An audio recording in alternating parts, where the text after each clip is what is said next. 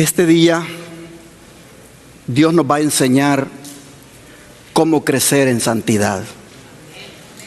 ¿Cuántos quieren crecer en santidad? Entonces prepárense para saber cómo hacerlo, estudiando el tema gracias que nos darán fuerzas para resistir el mal. Y me refiero a las que se encuentran en la segunda carta del apóstol Pedro, en el capítulo 1, versos 5 al 7. Si abren por favor su Biblia.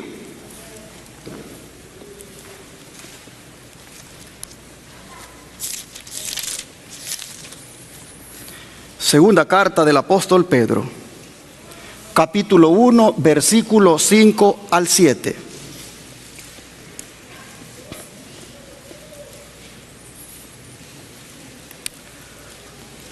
La palabra de Dios dice: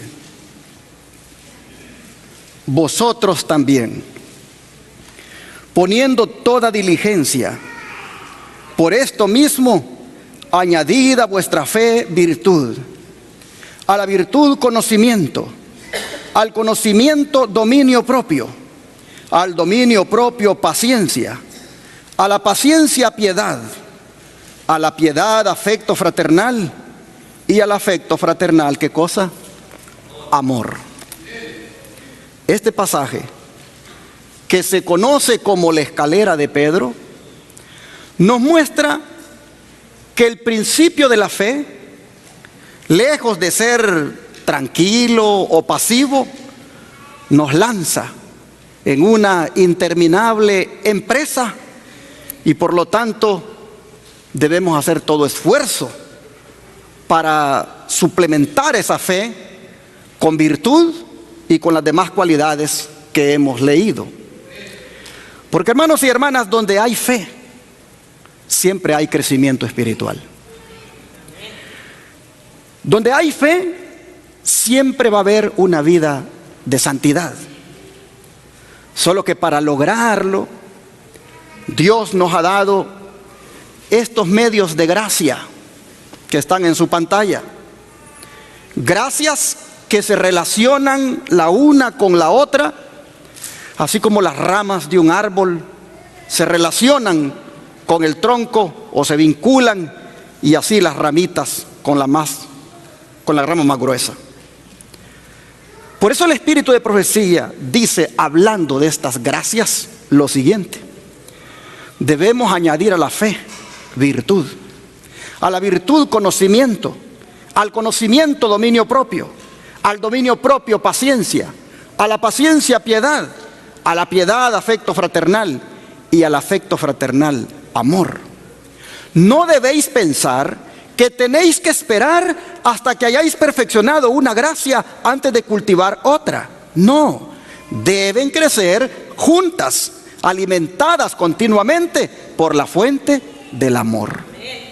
Río Angeral 29:7 de 1890. Y luego agrega: por eso se nos da la orden, poniendo toda diligencia, añadid a vuestro, ¿qué hermanos? A vuestro carácter las gracias que os harán fuertes para resistir el mal. Carta 144 del año 1903. Esta cita, si ustedes ven, se refiere con el nombre de gracia o de gracias a cada una de las cualidades que nos da la escalera de Pedro. Y dice que ellas deben de crecer ¿cómo? Juntas. ¿Por qué? Porque son parte del carácter del cristiano. En otras palabras, hermanos, son las gracias del carácter y nos hacen fuertes para resistir el mal. Ya que nosotros por naturaleza, débil debido a la transgresión, no podemos nosotros hacer eso de resistir el mal tan fácil con nuestras propias fuerzas. Por eso Dios nos ha dotado de estas gracias para que resistamos el mal. Ustedes saben que el mal está a las puertas. El mal está allí todo el tiempo y a veces somos tan débiles que no lo podemos resistir. Pero Dios viene en su misericordia y nos da estas gracias de la escalera de Pedro para que nosotros lo resistamos. Miren, Llama la atención que el apóstol Pedro diga, poniendo toda diligencia, ¿qué cosa? Añadid. ¿Qué significa esto? Significa, hermanos y hermanas, que tenemos que poner de nuestra parte, que tenemos que esforzarnos, que debemos hacer nuestra parte para que estas gracias se desarrollen. Estas gracias son el fruto del Espíritu, son el fruto de una relación vital con Cristo, sí, pero nos son dadas para que cooperemos con Dios en nuestro crecimiento espiritual. Porque Dios quiere que nosotros como cristianos, hermanos, crezcamos en santidad. Así que cuando Pablo dice que le tenemos que añadir a la fe, debemos tomar en cuenta que esa palabra significa agregarle o suplirle. No basta, mis hermanos, no basta que el creyente se abandone y deje que Dios lo haga todo. No. El crecimiento espiritual no es obra solo de Dios. El crecimiento espiritual, hermanos, también tiene que ver la parte del cristiano. Por eso dice Pedro, añádanle. Y con diligencia, con esfuerzo, acompañen a la fe. Porque, hermanos y hermanas, la santificación es progresiva. Todo comienza con fe, pero usted tiene que irle poniendo, añadiendo, tiene que ir usted esforzándose, tiene que ir usted con diligencia, haciendo de que esa santificación crezca. La santificación es progresiva, dice el don de profecía. Las Santas Escrituras, enseñan claramente que la obra de santificación es progresiva. Cuando el pecador encuentra en la conversión la paz con Dios por la sangre expiatoria, la vida cristiana no ha hecho más que cosa que empezar. Pedro nos presenta los peldaños por los cuales se llega a la santificación de que habla la Biblia. Estas palabras, están llenas de instrucción y dan la nota tónica de la victoria. El apóstol presenta a los creyentes la escalera del progreso cristiano, en la cual cada peldaño representa un avance en el conocimiento de Dios y en cuya ascensión no debe haber detenciones. En cuya ascensión no debe haber detenciones. Así está escrito ambas citas en el Conflicto de los Siglos 463 y Hechos de los Apóstoles 422. Pero según estas declaraciones, los peldaños de la escalera de Pedro son peldaños, hermanos, para que el cristiano, ¿qué cosa? Crezca. En otras palabras, cada día el cristiano debe progresar. Cada día el cristiano debe progresar en santidad. Y cada gracia alcanzada debe ayudarle a llevar a la perfección las otras gracias. Pero ¿por qué el primer peldaño de la escalera es la fe? Porque, hermanos y hermanas, ustedes no me dejarán mentir, que la fe es la raíz de la vida cristiana, ¿no es cierto? La fe es la raíz de la vida cristiana. La fe une verdaderamente a Cristo con el creyente, tanto el creyente débil como el fuerte. Y esa fe purifica el corazón del uno o del otro. Esa fe en Jesucristo. De manera, mis hermanos, que la fe es con lo que comienza todo. El cristiano comienza con la fe, su vida, se mantiene con la fe, la desarrolla con la fe y va a terminar un día en el cielo con la fe. La fe es clave. Por eso es que la escalera debe ser necesariamente con la fe. La fe, mis hermanos y hermanas, es lo que el Señor necesita para poder justificarnos, para poder perdonarnos. Por eso decimos que hemos sido justificados. ¿Por qué? Por la fe. Pero esta fe da como resultado crecimiento. Esta fe obra santidad. Esta fe produce efectos en nuestra alma que ninguna otra gracia puede producir. Dicho de otra manera, hermanos y hermanas, la fe es el fundamento sobre el cual edificar el edificio del amor.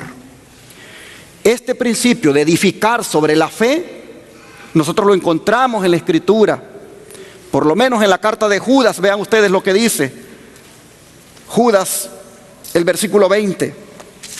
Judas está justo antes del Apocalipsis.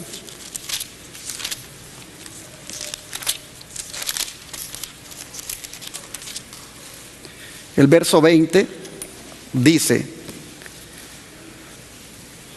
pero vosotros, amados, edificándoos sobre vuestra santísima fe, orando en el Espíritu Santo. Notan ustedes que Judas llama a la fe como santísima. ¿Por qué le llama él santísima fe? Porque viene ¿de quién? De Dios. Y nos revela a Dios. Y por medio de ella somos justificados, como ya dije, y también somos capacitados para vencer al mundo. Pues dice en otra parte de la Escritura que el mundo es vencido por la fe. Y esto que viene a nosotros, hermanos, de Dios, es respaldado por el apóstol Pablo. Pues vean ustedes lo que dice en Romanos 12. Romanos 12, versículo 3. Romanos 12, versículo 3. Y aquí el apóstol dice: digo pues, por la gracia que me es dada, a cada cual que está entre vosotros, que no tenga más alto concepto de sí que el que debe tener, sino que piense de sí con cordura, conforme a la medida de fe que Dios repartió a cada uno. Ustedes pueden ver aquí cómo Dios nos ha dado a todos fe, cómo Dios nos ha bendecido a todos con una medida de fe. Y la fe, por lo tanto, viene a ser esa vía de acceso para poder así alcanzar todas las gracias que Dios nos ha dado para resistir el mal. Oh, hermanos y hermanas, Dios ha dado a cada uno una medida de fe para que todas esas gracias le sean otorgadas. Por todo esto es que Pedro nos dice que a la fe le agreguemos todo lo demás. Miren ustedes que Pedro no nos dice que le pongamos fe, porque él da por sentado, ¿qué cosa? Que ya tenemos fe. Él solo dice que le agreguemos a la fe 7 virtudes, 7 cosas especiales para que nosotros crezcamos en santidad. 7 cualidades del carácter cristiano es lo que debemos agregar a la fe que Pablo dice el Señor ya nos ha dado a todos una medida. El don de profecía dice: ahora bien, dice, de toda la fe que profesamos, llegaremos a conocer algo de ella. No hemos de pensar que podremos encerrarla en una caja o en una botella como a un buen perfume y guardarla allí. Pero conoceremos precisamente la medida de nuestra fe. ¿Cómo? Por nuestras obras, pues por los frutos que llevemos. Sermones Escogidos, tomo 1, página 186. Miren ustedes, ¿cómo es que se conoce la medida de nuestra fe, hermanos? Por las obras y por los frutos que llevamos. Dice: no ganamos la salvación con nuestra obediencia, porque la salvación es el don gratuito de Dios que se recibe por la fe, pero la obediencia es el fruto de la fe. La así llamada fe en Cristo, que según se sostiene, exime a los hombres de la obligación de obedecer a Dios, no es fe, sino ¿qué cosa? Presunción. Camino a Cristo, página 61. Los que dicen que tienen fe, pero no obedecen al Señor, simplemente lo que tienen es presunción de fe y no tienen fe genuina. Así que, hermanos y hermanas, habiendo quedado establecido el fundamento de la escalera de Pedro, ¿Qué les parece si procedemos ahora a ver cada uno de sus 7 escalones? Pues dice que a la fe debemos añadirle ¿qué cosa? Virtud. ¿Qué es la virtud? La virtud es excelencia moral. Es decir, una vida honesta y correcta. La virtud es el valor acrecentado para poder cumplir el deber cristiano. Es interesante que la virtud o la excelencia de un creyente es que éste se llegue a parecer a Jesús. La virtud de un creyente es que su vida refleje algo del atractivo de Cristo. En otras palabras, comenzamos nuestra vida cristiana con fe, pero ahora pongámosle virtud. Es decir, asemejémonos al Señor. Seamos valientes en reflejar al Señor. Busquemos llevar una vida honesta y recta delante de Dios. El don de profecía lo respalda. Dice que nadie que profese tener fe en Cristo deje de tener virtud.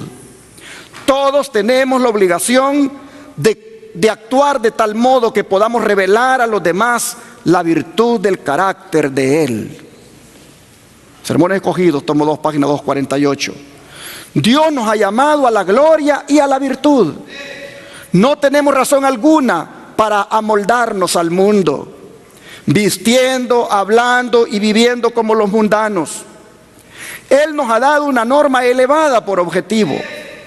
Dios envió al mundo a su Hijo unigénito con el fin de que el hombre alcance esa norma. En este mundo debemos ser representantes de Cristo. Él nos ha llamado a la gloria y a la virtud. Así como Él representó al Padre, nosotros debemos representarlo a Él ante el mundo. Sermones Escogidos, tomo 2, página 349. Según esta cita, hermanos, cuando no nos amoldamos al mundo, escuche, según esta cita, cuando no nos amoldamos al mundo en la forma de vestir, de hablar y de vivir, no solo representamos a Cristo, sino que también le estamos agregando virtud a nuestra fe. ¿Por qué? Porque tenemos el valor de dar testimonio de que somos un pueblo distintivo en el mundo. Así que el primer fruto de la fe es representar a Dios correctamente en la manera de vivir. Por eso es que cuando un cristiano y una cristiana elige bien su vestimenta, elige bien su vocabulario, elige bien su manera de cómo vive la vida, tiene que tomar en cuenta que ahí le está agregando virtud a su fe. Cuando no le importa eso y solamente lleva el nombre de cristiano, pero se viste como los mundanos, habla como los mundanos, vive como los mundanos, sencillamente, hermanos y hermanas, no le está poniendo virtud a la fe y no está avanzando. Dice Pedro, agréguenle virtud a la fe.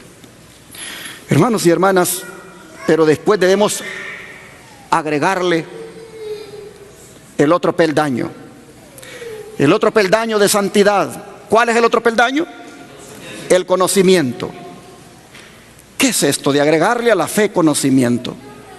No es otra cosa que el conocimiento de Dios y de las cosas divinas en general. Pero no simplemente un conocimiento intelectual, sino un conocimiento que comprenda los caminos de Dios, un conocimiento que conozca los planes de Dios para la vida. El conocimiento, hermanos, requiere el uso de ¿qué cosa? De la mente. Hay cosas que debemos aprender. Por eso es que los que ocupamos el púlpito debemos dirigirnos a la mente de los oyentes. Las iglesias hoy en día son iglesias emocionales y los predicadores se enfocan en la emoción. Y las personas dicen si estuvo bueno o mal el sermón basado en la emoción. Pero si usted quiere crecer en santidad, agréguele a su fe conocimiento. Dispóngase a pensar, dispóngase a razonar, dispóngase a analizar lo que Dios requiere de usted. Así nosotros vemos que no debemos enfocarnos los predicadores solamente en las emociones de los oyentes, sino en la razón. ¿Por qué, hermanos? Porque una cabeza vacía está bien susceptible a cometer errores y a ser engañada doctrinalmente. De manera que no caigamos en lo que cayeron los judíos. El apóstol Pablo le dijo a los judíos: ustedes, le dijo, tienen celo de Dios, es decir, solo emoción, pero no conforme a ciencia. En otras palabras, les falta la verdadera sabiduría. Se emocionan con las normas, con las formas, con los cultos, con los servicios, pero les hace falta, les dijo Pablo, la verdadera sabiduría. Y cuando Pablo oraba por los filipenses, él oraba por eso, porque los hermanos crecieran en el conocimiento. Vean cómo lo dice. Vamos a Filipenses capítulo 1, versículo 9. Filipenses capítulo 1, versículo 9. Dice: y esto pido en oración, que vuestro amor abunde aún más, y más en ciencia y en todo conocimiento. Noten ustedes cómo Pablo oraba por la iglesia de Filipos. El conocimiento del que Pablo está hablando aquí, hermanos, tampoco es un conocimiento, como dije, intelectual o teórico, sino que es un conocimiento experimental, es un conocimiento personal, es un conocimiento que brota de una íntima comunión con Dios. Es un conocimiento de las verdades que Dios ha enseñado y que se deben manifestar en la vida. Conocimiento o discernimiento, hermanos, es lo que Pablo pide a Dios que tenga la iglesia de Filipos. ¿Saben qué conocimiento o discernimiento? Es una palabra que se aplica a los sentidos y trata de saber elegir. Por eso es que en las iglesias de sostén propio, la mayoría de sermones son más para aprender, son más para razonar. Aquí es raro que se llore, aquí es raro que se cuenten chistes. Bueno, ni raro, nunca se cuentan chistes, ni se cuentan historias para que lloren. Si algún día alguien llora, que llore porque la palabra de Dios lo toca, pero no porque el predicador le cuente la historia ahí de tal manera que esté enfocada en sus emociones. No, porque estamos haciendo, hermanos, que el cristiano crezca y que a la virtud le agregue el conocimiento. Mire cómo el don de profecía habla de esto. La educación superior exige algo mayor, algo más divino que el conocimiento que se puede obtener solamente de los libros. Significa un conocimiento personal y experimental de Cristo. Significa emancipación de las ideas, de los hábitos y prácticas que se adquirieron en la escuela del príncipe de las tinieblas y que se oponen a la lealtad a Dios. Significa vencer la terquedad, el orgullo, el egoísmo, la ambición mundanal y la incredulidad. Es un mensaje de liberación del pecado. De eso trata el conocimiento. Estoy leyendo en Consejos para Maestros, página 13, y sigue diciendo: siglo tras siglo, la curiosidad de los hombres los ha inducido a buscar el árbol del conocimiento, y a menudo creen que están arrancándole los frutos más esenciales, cuando en realidad son vanidad y nada en comparación con la ciencia de la verdadera santidad que les abriría las puertas de la ciudad de Dios. Se me ha instruido que dirija la mente de nuestros estudiantes a planos superiores a los que se considera ahora posible alcanzar. El corazón y la mente deben estar adiestrados para conservar su pureza, recibiendo provisiones diarias de la fuente de verdad eterna. La educación adquirida por el estudio de la palabra de Dios ampliará los límites estrechos de la erudición humana y presentará ante la mente un conocimiento mucho más profundo. el que se obtiene por una relación vital, ¿con quién? Con Dios. Llevará a todo estudiante que sea hacedor de la palabra a un campo más amplio del pensamiento y les asegurará una riqueza imperecedera de saber. Sin este conocimiento es seguro que el hombre perderá la vida eterna, pero poseyéndolo llegará a ser idóneo compañero de los santos en luz. Como ven ustedes, la cita dice que debemos adiestrar la mente para tener un conocimiento personal y experimental más profundo con nuestro Dios. Y esto se obtiene, dice, estudiando ¿qué cosa? La palabra de Dios y también practicándola. Cuando nosotros lo hagamos, dice, estaremos listos para ser compañeros de los santos en luz. Amén. Así que, hermanos y hermanas, busquemos adquirir el conocimiento de este que está hablando, el don profético y la palabra de Dios, para crecer en esto que es la santidad. Bueno, pero dejemos el peldaño del conocimiento y pasemos al otro peldaño. El peldaño de santidad llamado como dominio propio. También es llamado templanza en otras Biblias. ¿Qué significa esto de dominio propio? No es otra cosa que abstenernos de todo lo malo y ser moderados con lo que es bueno. Hermanos y hermanas, significa moderación en todas las cosas y un dominio completo de aquello que nos apasiona, de aquello por lo cual tenemos apetito. En el dominio propio queda excluido los excesos de toda clase. Pablo ejercía dominio propio en su vida. Vean cómo él lo dice. Vamos a 1 Corintios 6:12. 1 Corintios 6:12.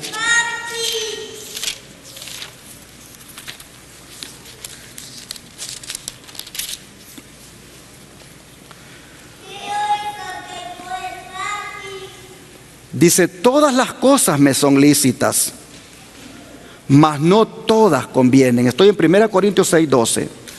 Repito, todas las cosas me son lícitas, mas no todas convienen. Todas las cosas me son lícitas, mas yo no me dejaré dominar de ninguna. ¿Cómo se le llama esto? Dominio propio. Vean cómo Pablo se rehusaba a ser dominado aún por las cosas que eran legítimas, porque de esas cosas es que le está hablando, de las cosas legítimas. Ni siquiera está hablando de lo malo, sino de las cosas que son legítimas. Ni de esas dijo, me dejo dominar. En otras palabras, hermanos y hermanas, Pablo fue un hombre autodisciplinado. Y la autodisciplina, hermanos, es algo que nosotros debemos agregarle a la fe.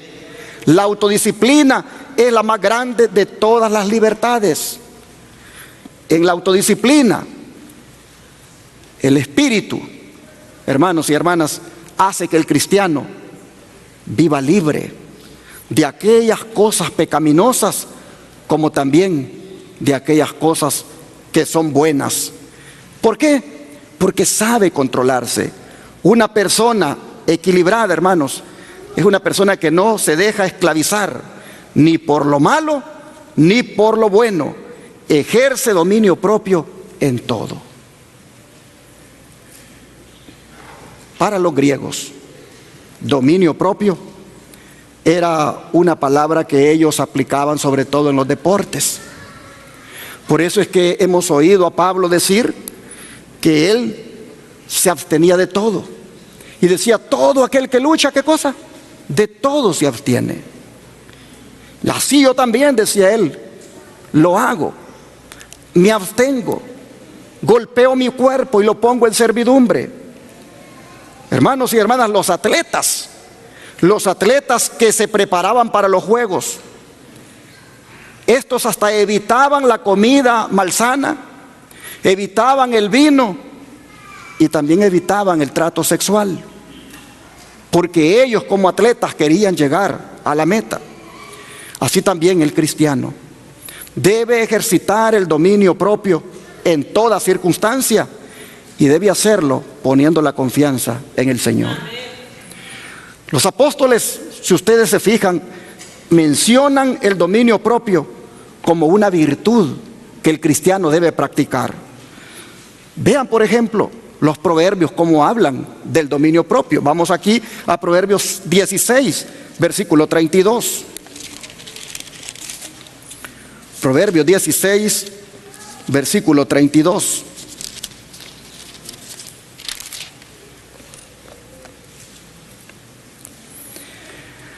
Dice: mejor es el que tarda en airarse que el fuerte, y el que se enseñorea de su espíritu que el que toma una ciudad.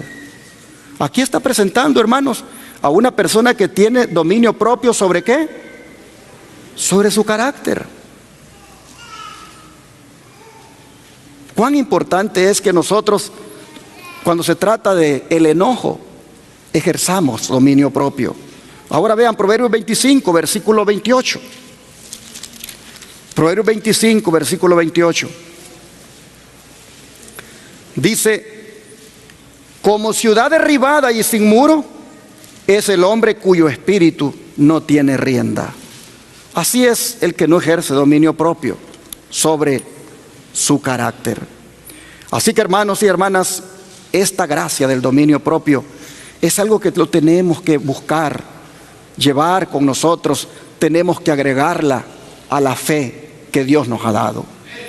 Mire cómo el don de profecía dice que esto se tiene que comenzar a inculcar en los niños cuando apenas están pequeñitos. Esa lección del dominio propio, hermanos, se debe enseñar en la casa. Vean ustedes, dice la sierva del Señor: preparad a los niños para la vida y sus deberes. La madre, dice, al contemplar al hijo que ha sido entregado a su cuidado, bien podría preguntarse con profunda ansiedad: ¿cuál es el gran blanco y objetivo de su educación? ¿Consiste en capacitarlo para la vida y sus deberes? ¿En calificarlo para ocupar una posición honrosa en el mundo? ¿Para hacer el bien? ¿Para beneficiar a sus semejantes y para ganar alguna vez la recompensa de los justos? La madre debe preguntarse eso.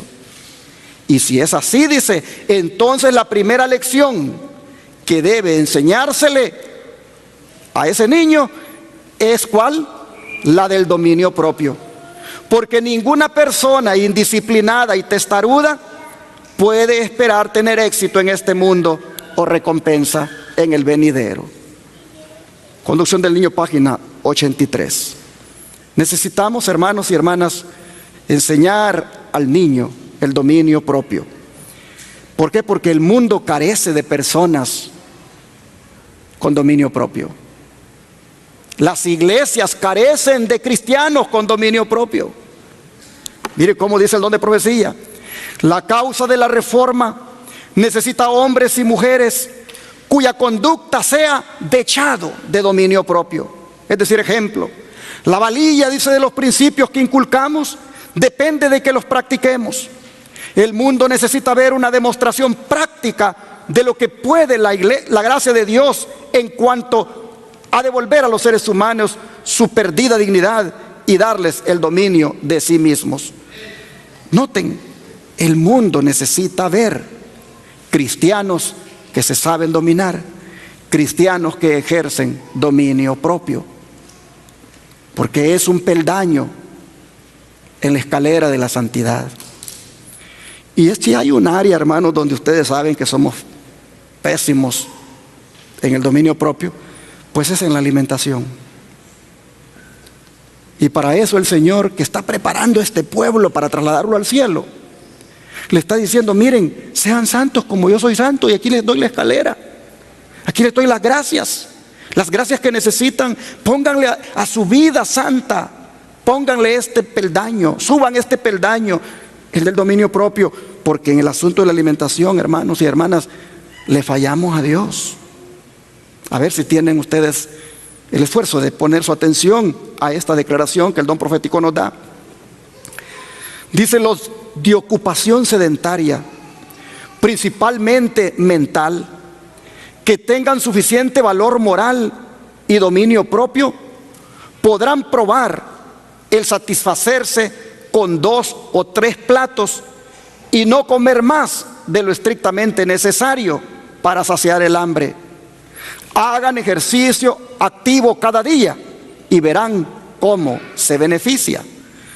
Noten ustedes que 2 o 3 platos, por supuesto no en el mismo tiempo de comida, ¿verdad?, sino durante el día, son más que suficientes para saciar el hambre.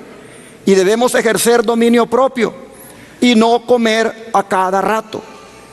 Dice que los hombres robustos, empeñados en trabajo físico activo, no tienen tanto motivo para fijarse en la cantidad y la calidad del alimento como las personas de hábitos sedentarios.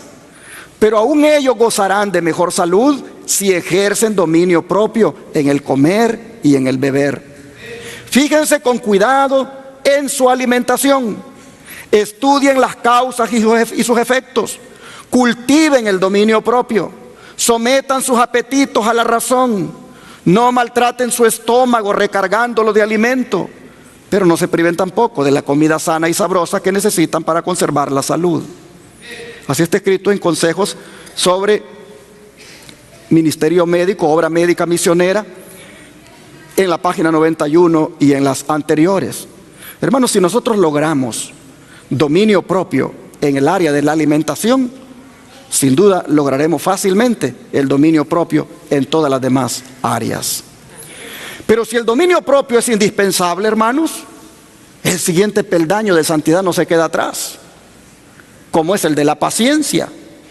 ¿Qué es paciencia? No es una palabra así pasiva, no. Es, hermanos, firmeza durante la prueba, durante el sufrimiento. El cristiano está expuesto al sufrimiento, pero el cristiano debe enfrentar el sufrimiento con paciencia. Y esta no es algo, hermanos, que se desarrolla de una manera automática, sino que se debe cultivar. Mire cómo Santiago habla. Vamos a Santiago capítulo 1, versículo 2 al 8. Santiago 1, versículo 2 al 8. Dice: hermanos míos, tened por sumo gozo cuando os halléis en diversas pruebas, sabiendo que la prueba de vuestra fe produce, ¿qué cosa, hermanos? Paciencia. Mas tenga la paciencia su obra completa, para que seáis perfectos y cabales, sin que os falte cosa alguna. Y si alguno de vosotros tiene falta de sabiduría, pídala a Dios, el cual da a todos abundantemente y sin reproche, y le será dada. Bueno, voy a dejarlo hasta aquí, porque quiero quedarme exactamente con los primeros 2 versículos. Cuando dice el apóstol Santiago que tengamos por sumo gozo cuando nos hallemos en diversas pruebas, porque éstas producen, ¿qué cosa? Producen ese peldaño. De manera, mis hermanos, que si queremos la paciencia, agregarla a la fe, necesariamente necesitamos pasar por, ¿qué cosa? Por pruebas. La paciencia es el arte de soportar y persistir frente a todo aquello que viene en contra de nosotros. La paciencia, hermanos, necesita desarrollarse. Santiago aquí nos da el enfoque apropiado. Dice: debemos esperar que vengan pruebas, porque sin ellas nunca se va a desarrollar la paciencia. Debemos permitir, por la fe, que las pruebas trabajen y así, hermanos, nos ayuden para desarrollar esta virtud, para desarrollar esta gracia de santidad. El don de profecía dice: no transcurrirá mucho tiempo antes que veamos a aquel en quien ciframos nuestras esperanzas de vida eterna, y en su presencia todas las pruebas y los sufrimientos de esta vida serán como nada. No perdáis pues vuestra confianza, que tiene grande remuneración de galardón, porque la paciencia os es necesaria para que, habiendo hecho la voluntad de Dios, obtengáis la promesa. Porque aún un poquito y el que ha de venir vendrá y no tardará. Alzad los ojos, sí, alzad los ojos, y permitid que vuestra fe aumente de continuo. Dejad que esta fe os guíe a lo largo de la senda estrecha, que pasando por las puertas de la ciudad de Dios, nos lleva al gran más allá, al amplio e ilimitado futuro de gloria destinado a los redimidos. El cielo nos habrá costado bastante poco, aun cuando lo obtengamos por medio del sufrimiento. Al ver lo que debemos ser para heredar la gloria y ver luego cuánto sufrió Jesús para obtener en nuestro favor una heredad tan preciosa, rogué que fuésemos bautizados en los sufrimientos de Cristo, para no atemorizarnos frente a las pruebas, sino soportarlas con paciencia y gozo, sabiendo que Cristo sufrió a fin de que por su pobreza y sufrimientos nosotros pudiéramos ser enriquecidos. Primeros Escritos, páginas 66 y 67. Así que, hermanos y hermanas, saquémosle provecho a la prueba, saquémosle provecho a la adversidad. No reclame a Dios por qué le pasó tal o cual cosa o por qué le está pasando, sino más bien en esa prueba sométase al Señor, ríndase a Él, y cuando esa prueba pase, usted va a quedar fuerte en la fe. Es importante, hermanos, saber entender esto de las pruebas. Bueno, pero no nos vamos a quedar aquí, hermanos, con la paciencia, sino que ahora tenemos que agregarle el otro peldaño de santidad, llamada ¿cómo? La piedad. ¿Qué es la piedad? Una persona es piadosa cuando depende de Dios. La piedad tiene que ver con la reverencia a Dios. La piedad tiene que ver con el temor a Dios. La piedad tiene que ver con buscar amoldar la mente de nosotros a Dios. En otras palabras, hermanos, un cristiano que le agrega piedad a su fe, vive una vida piadosa, una vida de consagración, una vida de temor reverente a Jehová nuestro Dios. El don de profecía, hablando de esto de la piedad, va a hablar unas cosas fuertes ahorita. Así que prepárense y reciban de buena gana la palabra de Dios, porque va a hablar muy fuerte. Dice: la devoción y la piedad establecen una relación tan íntima entre Jesús y sus discípulos, que el cristiano llega a ser como Él. Por el poder de Dios transforma su carácter débil y vacilante en otro lleno de fuerza y firmeza. Eso es la piedad. Llega a ser una persona de sanos principios, clara percepción y juicio fidedigno y bien equilibrado. Estando relacionada con Dios, fuente de luz y comprensión, sus opiniones, despojadas de prejuicios y preconceptos, se vuelven más amplias, su discernimiento más profundo y abarcante. Una persona que profesa la piedad. Estoy leyendo en Consejos para Maestros, página 37. Pero ahora viene lo fuerte, porque es posible que usted no piense que por ahí la piedad se le nota. Dice: juzgamos el carácter de una persona por el estilo del vestido que lleva. Una mujer modesta y piadosa se vestirá ¿cómo? Con modestia. El gusto refinado, la mente cultivada, se revelarán en la elección de un atavío sencillo y apropiado. La que es sencilla y modesta en su vestido y en sus maneras, muestra que comprende que una verdadera mujer se caracteriza por el valor moral. Cuán encantadora, cuán interesante es la sencillez en el vestido, que en su gracia puede compararse con las flores del campo. Así que, hermanos y hermanas, cuando hablamos de la piedad, necesariamente tenemos también que pensar en cómo nos vestimos, cómo elegimos la ropa que nos ponemos, si nos hace ver piadosos o nos hace ver como el mundo. Sigue diciendo: hace mucho que le quiero hablar a mis hermanas y decirles que por lo que agradó al Señor mostrarme en una y otra oportunidad, hay un gran defecto entre ellas. No son cuidadosas en cuanto a abstenerse de toda apariencia de mal. No son todas discretas en su conducta, como conviene a las mujeres que profesan la piedad.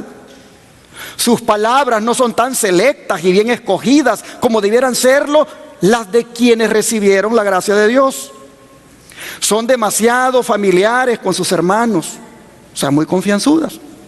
Se demoran, dicen, derredor de ellos, se inclinan hacia ellos y parecen preferir su compañía. Sus atenciones les dan mucha satisfacción.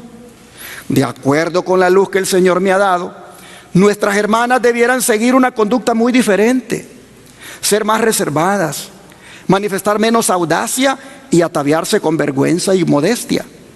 Tanto los hermanos como las hermanas se entregan demasiado a la conversación jovial cuando están juntos ambos sexos. Las mujeres que profesan tener piedad dejan oír muchas bromas y risas. Esto no es propio y contrista al Espíritu de Dios. Estas manifestaciones revelan una falta de verdadero refinamiento cristiano. No fortalecen el alma en Dios, sino que producen grandes tinieblas. Ahuyentan a los ángeles celestiales puros y refinados y rebajan a un nivel inferior a quienes participan de estos males. Con mucha frecuencia, dice, son las mujeres las que tientan. Con un motivo u otro requieren la atención de los hombres casados o solteros y los llevan adelante hasta que transgreden la ley de Dios, hasta que su utilidad queda arruinada y sus almas están en peligro. Si las mujeres quisieran tan solo elevar sus vidas y trabajar con Cristo, su influencia sería menos peligrosa. Pero con sus sentimientos actuales de despreocupación acerca de las responsabilidades del hogar y de los requerimientos que Dios les hace, su influencia se hace sentir con frecuencia en el sentido del mal. Sus facultades son empequeñecidas y su obra no lleva la impresión divina. Hay tantas señoritas atrevidas y mujeres audaces que tienen la facultad de hacerse notar, poniéndose en la compañía de hombres jóvenes, invitando las atenciones y flirteos de hombres casados y solteros, que a menos que usted se concentre en Cristo y sea firme como el acero, será arrastrado a la red de Satanás. Como embajadora de Cristo, les suplico a vosotros que profesáis la verdad presente, para que rechacéis cualquier avance de la impureza y abandonéis la sociedad de aquellos que emiten una sugestión impura. Repudiad estos pecados contaminadores con el más intenso odio. Apartaos de aquellos que aún en la conversación permiten que su mente siga esta tendencia, porque de la abundancia del corazón habla la boca. No debierais ni por un momento dar cabida a una sugestión impura y disfrazada, porque aún eso manchará el alma, como el agua impura contamina el conducto por el cual pasa. Una mujer que permita que en su presencia se pronuncie una palabra o sugestión impúdica, no es como Dios quisiera que sea. La que permite cualquier familiaridad indebida o sugestión impura, no conserva su calidad de mujer semejante a Dios. Todo esto lo he leído en el Hogar Cristiano. Y qué interesante cómo la piedad, hermanos y hermanas, se manifiesta en la conducta. Yo creo que más de alguno se vio identificado con esta lectura y más de alguno sabe que no le está agregando piedad a su fe por su manera de vestirse y por su manera de comportarse. Hermanos, creo que hombres y mujeres debemos ser piadosos delante de Dios. Hombres y mujeres debemos, hermanos, proponernos no darnos a esa confianza, no darnos a esas bromas, no darnos a esas insinuaciones carnales, porque lo único que demuestra allí es que no estamos creciendo en santidad. Dios toque el corazón de nosotros, hermanos, con estas declaraciones y de verdad hagamos una reforma, tanto en la vestimenta como en el comportamiento. Aquí hemos predicado bastante de cómo una dama se debe vestir, cómo una dama cristiana se debe vestir. Pero hermanos, pareciera ser que aquí nos entra y por aquí nos sale. ¿Cuánto tiempo se ha predicado de esto? Y no hemos entendido que ahí está mostrándose la piedad de nosotros. Ojalá que ustedes, hermanos, no solamente para venir a la iglesia, escojan una ropa decente que les cubra todo el cuerpo, sino que también lo hagan entre semana. Porque si no somos hipócritas. Escogemos la vestimenta bien bonita para venir a la iglesia, pero en la semana. Basta con que hagamos una boda un domingo para ver la transformación que hay en la vestimenta. Les aseguro que el vestido que se ponen para la boda no se lo ponen para venir el sábado, porque saben que están ante la presencia de Dios el sábado. Pero ¿por qué el domingo sí se lo ponen? ¿Acaso ahí ya no están en la presencia de Dios? Oh, hermanos, ven ustedes cómo la palabra dice: agrégale conocimiento, agrégale razón a tu fe. Estás creciendo en santidad, agrégale ahora la piedad. Los hombres, hermanos, los hombres debemos ser hombres piadosos y ver a nuestras hermanas con nobleza, con respeto, como hijas del Señor. Los hombres debemos cuidar las avenidas del alma y debemos procurar que nuestra mirada sea pura, como también nuestros pensamientos y nuestro hablar. Y tratemos de, como ya lo he dicho otras veces, si le damos la mano a la hermana, se la damos y la soltamos rápido, pero no nos quedamos con la mano de la hermana ahí. Piedad. Hay que agregarle, hermanos y hermanas, piedad a nuestra fe. Bueno, pero si la piedad es un peldaño de santidad importante, bueno, sigamos subiendo. Sigamos subiendo, hermanos, y ahora agreguémosle a nuestra fe el peldaño del afecto fraternal, que no es otra cosa que amor entre hermanos, que amor en la fe cristiana. Vean lo que Pablo dice en Romanos capítulo 12, versículo 10. Romanos capítulo 12, versículo 10.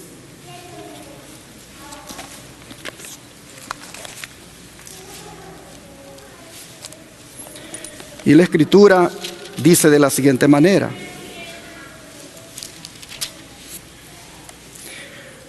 amaos, dice, ¿qué cosa? Los unos a los otros, con amor que fraternal, en cuanto a honra, prefiriéndoos los unos a los otros. Noten que Pablo dice que nos amemos con amor fraternal. Se lo dice aquí a los romanos, pero se lo reitera a los tesalonicenses. Pues vean la primera carta de Tesalonicenses ahora, el capítulo 4, verso 9.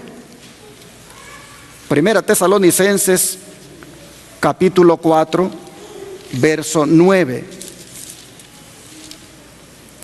Y dice: pero acerca del amor fraternal no tenéis necesidad de que os escriba, porque vosotros mismos habéis aprendido de Dios que os améis unos a otros. Lo que Pablo quiere decir aquí, hermanos, es que el amor mutuo entre hermanos debe ser parte de la santidad. Los cristianos debemos sentir ese amor cálido de nuestro hermano. Los cristianos debemos tener ese afecto el uno para el otro. Debemos vernos como miramos a un hermano carnal. Qué bonito es cuando en la iglesia el hermano siente que lo quieren, cuando el hermano siente que hace falta, cuando el hermano sabe de que los hermanos no lo dejan. Oh, hermanos, necesitamos agregarle a nuestra fe el peldaño de la santidad. Necesitamos subir ese peldaño de amarnos entre nosotros, de querernos entre nosotros. Como dije, como se quieren los hermanos. Elena White le mandó una carta a un hijo porque ella miraba que no había muy buena relación entre uno de sus hijos y otro. Así que ella manda la carta y dice: mantente, le dice, cerca de Willy, tu hermano menor, que ninguna emulación o contienda separe tu corazón y afectos de él, Que ningún sentimiento egoísta o celo encuentre cabida en ti. Desaloja de tu corazón todas esas cosas. Cultiva el amor, la confianza, la responsabilidad. Vive a la altura de las normas bíblicas. Practica la luz que Dios te ha concedido. Demuestra con actitudes y palabras amables y con hechos generosos tu verdadero interés y afecto por Willy. Todos los progresos que realices se reflejarán nuevamente en ti. Nunca estaré satisfecha hasta que los vea a ambos sólida, fuerte y amorosamente unidos en los lazos más estrechos del amor fraternal. Dios los ayudará a trabajar en este sentido. Tú eres mayor que Willy y debes procurar en toda forma ayudarlo y ligarlo a tu corazón. Ámense como hermanos, sean compasivos, sean corteses. La religión, hijo mío, no es como algunos la consideran, una tarea intelectual, una teoría. No, dice, debe llevarse a cabo en la práctica, en todos los caminos y senderos de nuestra vida. Hermanos, esto mismo, en Alza tus ojos, página 223, que la hermana White dice, para sus hijos, esto mismo aplica para los hermanos en la iglesia. Hermanos, no debemos tener enojo contra nadie, no debemos tener rencor. Si nosotros estamos enojados con alguien, tenemos rencor contra alguien, sencillamente, hermanos, ese peldaño de la santidad, del afecto fraternal, no está en nosotros. Y el Señor quiere que subamos ese peldaño. Y así, habiendo subido el peldaño del amor fraternal, llegamos al séptimo, al del amor. Un amor que se manifiesta no solamente al creyente, sino también a Dios. Un amor que se manifiesta a toda la humanidad. Este, hermanos, es algo que requiere de voluntad de parte de nosotros. Amor del que habla aquí no es un sentimiento así como, valga la redundancia, sentimental, sino que es un principio. Es algo que se debe experimentar. Es un mandamiento que debe ser obedecido. El amor es algo que debe tener una persona que es partícipe de la naturaleza divina. Y cuando Pablo está dando esta escalera de la santidad, ya él ha dicho que son participantes de la naturaleza divina en el verso 4. Él se lo está diciendo a personas que ya conocen del Evangelio. Y él dice, pónganle a la fe el amor. Hermanos y hermanas, el amor se manifiesta ¿en qué cosa? En dar. De tal manera, ¿qué cosa? Amó Dios al mundo, que dio a su Hijo unigénito. Nosotros vemos que Cristo amó a la iglesia, dice, ¿qué cosa? Se entregó a sí mismo por ella. En otras palabras, hermanos, el amor da de nuestro tiempo, el amor da de nuestros talentos, el amor da de nuestros tesoros y nuestras vidas, si es posible, por otro.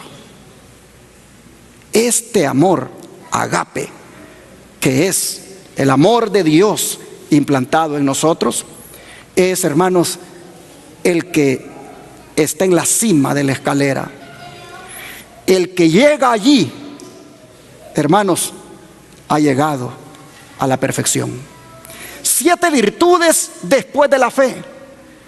El que llega al 7 llegó al número completo, llegó al número perfecto, alcanzó la perfección.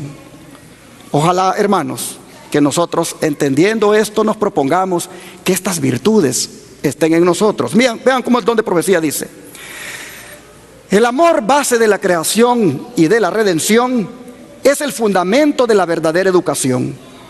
Esto se ve claramente en la ley que Dios ha dado como guía de la vida. El primero y grande mandamiento es: y amarás al Señor tu Dios con todo tu corazón y con toda tu alma y con toda tu mente y con todas tus fuerzas.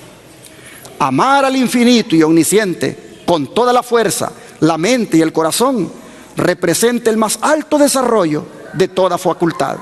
Significa que en todo el ser, el cuerpo, la mente y el alma se ha de restaurar la imagen de Dios. Como el primero, así es el segundo mandamiento: amarás a tu prójimo como a ti mismo. La ley del amor exige devoción del cuerpo, la mente y el alma al servicio de Dios y nuestros semejantes. Y este servicio, al mismo tiempo que hace de nosotros una bendición para los demás, nos imparte la mayor bendición a nosotros mismos. Y así, subiendo estos peldaños de santidad, alcanzaremos la santificación que Dios requiere de cada uno de nosotros. Alguien parafraseó esta escalera de Pedro y dijo así: añadid a vuestra fe la virtud o valentía de David, y a la valentía de David el conocimiento de Salomón, y al conocimiento de Salomón la paciencia de Job, y a la paciencia de Job la piedad de Daniel, y a la piedad de Daniel el afecto fraternal de Jonatán, y al afecto fraternal de Jonatán el amor de Juan. Oh, hermanos y hermanas, otro dijo: en cualquier receta de cocina se detallan los ingredientes necesarios para la comida a preparar, y se dice, por ejemplo, añada aceite y luego sal. Pues para crecer en la vida cristiana hay que añadir diferentes virtudes o ingredientes. Pedro señala 8 de ellos. El primer ingrediente es la fe, el segundo ingrediente es la virtud, el tercer ingrediente es el conocimiento, el cuarto ingrediente es el dominio propio, el quinto ingrediente es la perseverancia, el sexto ingrediente es la devoción, el séptimo ingrediente es el afecto fraternal y el octavo ingrediente es el amor. La suma de todo esto hacen que un cristiano sea maduro y que alcance la perfección cristiana. Así que, hermanos y hermanas, ¿cuál es el precio a pagar? Solamente ser fieles en nuestro compromiso con Cristo. Yo les pregunto, ¿cuántos de ustedes están dispuestos, hermanos, a crecer en estas cosas? Yo los animo a que lo hagan, a que crezcan en estas cosas. Jóvenes presentes, ¿cuántos de ustedes están dispuestos a crecer en estas cosas? Oh, hermanos y hermanas, cada peldaño de la escalera es para nuestro bien. Jóvenes, no tengan miedo a subirla. No tengan miedo a subirla, porque cada peldaño está clavado sobre Cristo. Cristo es la escalera. Cada peldaño está firmemente en Cristo, de manera que no tengamos temor, jóvenes, de ser santos. No tengamos temor de vivir una vida santa. No tengamos temor de subir esta escalera, porque cada peldaño está seguro en Cristo. Mire lo que dice el don de profecía: indicad a los jóvenes la escalera de 8 peldaños de Pedro, y no coloquéis sus pies en el peldaño más alto, sino en el más bajo, y con cálidos ruegos instadlos a trepar hasta la misma cumbre. Cristo es la escalera. A ver, hermanos, ¿quién es la escalera? Cristo. La base de ella está firmemente asegurada en la tierra por su humanidad. El peldaño más alto alcanza hasta el trono de Dios por su divinidad. La humanidad de Cristo abraza a la humanidad caída, en tanto que su divinidad se hace al trono de Dios. Somos salvos cuando ascendemos peldaño tras peldaño la escalera, mirando a Cristo, ascendiendo paso a paso hasta la altura de Cristo, de modo que Él sea hecho para nosotros sabiduría y justicia y santificación y redención. Fe, virtud, ciencia, templanza, paciencia, bondad, amor fraternal y caridad son los peldaños, dice, de esta escalera que se llama Cristo. Todas estas gracias deben manifestarse en el carácter cristiano, y haciendo estas cosas no caeréis jamás, porque de esta manera os será otorgada amplia y generosa entrada en el reino eterno de nuestro Señor y Salvador Jesucristo. Y le dice a los jóvenes: no deben pensar que tienen que esperar hasta que hayan perfeccionado una gracia antes de cultivar otra. No, deben crecer juntas, alimentadas continuamente por la fuente del amor. Cada día que viváis podéis estar perfeccionando los benditos atributos plenamente revelados en el carácter de Cristo. Cuando hagáis esto, infundiréis luz, amor, paz y gozo en vuestros hogares. Y para animarlos todavía a los jóvenes les dice: no os sintáis abrumados por la gran cantidad de trabajo que tenéis que hacer en el espacio de vuestra vida. Pues no se requiere de vosotros que lo hagáis todo a la vez. Aplicad toda facultad de vuestro ser a la tarea del día. Aprovechad toda preciosa oportunidad. Apreciad las ayudas que Dios os da y avanzad paso a paso por la escalera del progreso. Recordad que habéis de vivir solo un día a la vez, que Dios os ha dado un día y los registros celestiales mostrarán cómo habéis valorado sus privilegios y oportunidades.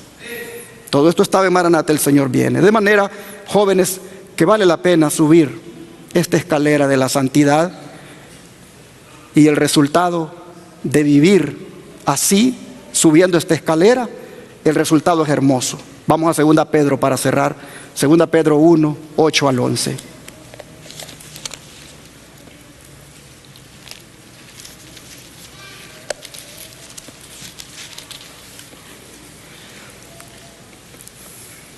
Dice la palabra del Señor, después de mencionar cada peldaño de la escalera, dice el apóstol: porque si estas cosas están en vosotros y abundan, no os dejarán estar ociosos ni sin fruto en cuanto al conocimiento de nuestro Señor Jesucristo. Pero el que no tiene estas cosas tiene la vista muy corta, es ciego, habiendo olvidado la purificación de sus antiguos pecados. Por lo cual, hermanos, tanto más procurad hacer firme vuestra vocación y elección, porque haciendo estas cosas no caeréis jamás. Porque de esta manera os será otorgada amplia y generosa entrada en el reino eterno de nuestro Señor y Salvador Jesucristo. Jóvenes y hermanos adultos, si nos proponemos subir cada peldaño de santidad de nuestra vida, dice el apóstol, haciendo esto no caeremos jamás. Y tendremos el privilegio, dice, de entrar. Tendremos una generosa entrada en el reino eterno de nuestro Señor Jesucristo. De manera que pregunto a los hijos de Dios esta mañana: ¿cuántos de verdad les gustaría crecer en santidad? ¿Cuánto les gustaría, con la ayuda del Señor, caminar subiendo estos peldaños hasta llegar a la perfección? ¿Cuánto les gustaría que el Señor les ayudara para poder subir esta escalera? Bueno, hermanos, si ese es su propósito, propongámoslo cada día y finalmente alcanzaremos aquello que dice el apóstol, que sin santidad, ¿qué cosa? Nadie verá a Dios. Que Dios nos ayude a vivir una vida santificada. Así es, se lo hemos cantado, le hemos dicho que nos dé más santidad. Ahora digámoselo orando, porque necesitamos santidad. Vamos a arrodillarnos.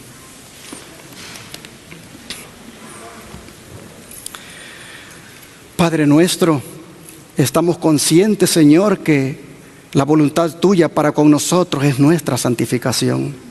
Estamos conscientes, Señor, que sin santidad no te vamos a ver en aquel día. Y estamos agradecidos porque ahora nos has dado estas gracias, que sin duda nos hacen cada vez más santos. Te agradecemos, Señor, por estos peldaños de tu escalera, que nos permiten, mientras los vamos subiendo, asemejarnos más a ti. Te rogamos, Señor, que nos ayudes a que cada día nos propongamos subir esta escalera y que cada peldaño de santidad de ella, nosotros, Señor, nos aseguremos de que sea parte de nuestra vida. Te rogamos, Padre, que toda la iglesia, todos los hermanos, entremos por esta senda de santidad. Ayúdanos, Señor, con nuestras debilidades, con aquellas cosas mundanas que nos atraen tanto y que nos alejan de la santidad. Ayúdanos, Señor, con eso, para que podamos derrotarlas en nuestra vida. Ayúdanos, por favor, para que cada día seamos santos como tú eres santo. Padre, te lo pedimos en el nombre de Jesús. Amén.